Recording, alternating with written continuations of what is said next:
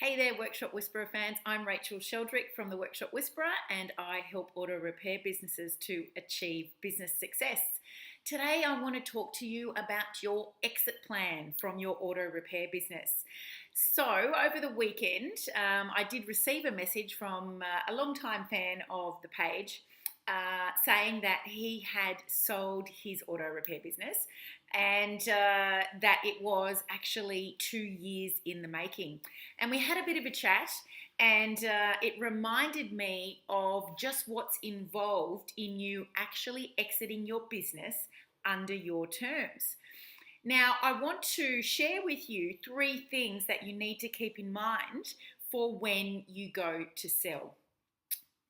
Now, this, of course, is assuming that you do get to sell on your terms.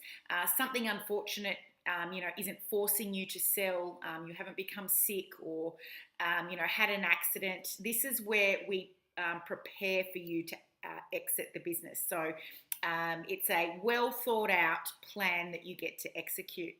Now, when you want to sell, the first thing that you need to remember is that it takes at least 2 years, usually, to get in a position to sell from an accounting perspective. Why? Because if your accountant's any good, they're usually trying to write down how much tax you have to pay. Whereas when we want to sell, we want the books to look as healthy as possible. So if you're in tax minimization mode, it's going to take about 2 tax returns for you to make that look a little different and make your books look attractive to a buyer. The second thing that we need to consider is your systemization. Do you have visible systems in place in the business so that a potential buyer can walk in, see your systems, see how to run your business, and know exactly what it is that you've done on a day-to-day basis to get the business where it is today? Think of it as a potential buyer coming in like they're buying a franchise. It's like a business in a box. So what do we need to make our systems visible? Well, we need to have some kind of an operations manual. So I talk about these all the time. We've got to be recording our systems and procedures so that a potential buyer has the instructions on how to run our business after we sell. Of course, there's other benefits to having an operations manual, like your team has easier access to understand how you like things to be done. Team training becomes easier because they've got systems and workflows and process to refer to. So much more than just one reason to get that operations manual underway. The third thing that you need to think about when considering your exit plan and getting your business ready for sale is what's the type of ideal buyer you're actually going after.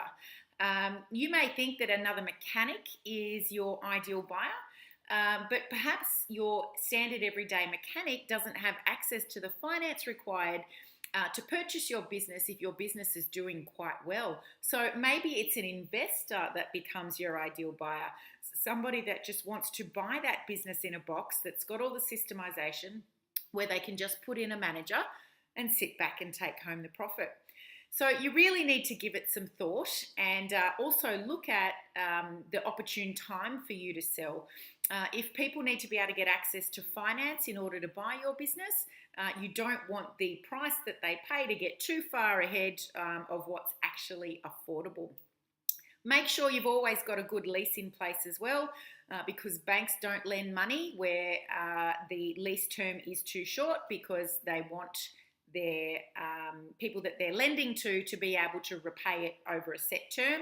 So make sure you've always got a good lease in place with a good option to renew.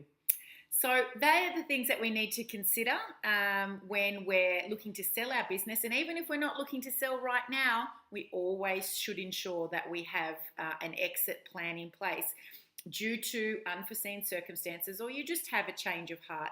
So make sure that it is under your terms and it's at least a 2-year plan, well thought out. Okay, that's today's video. I look forward to seeing you tomorrow.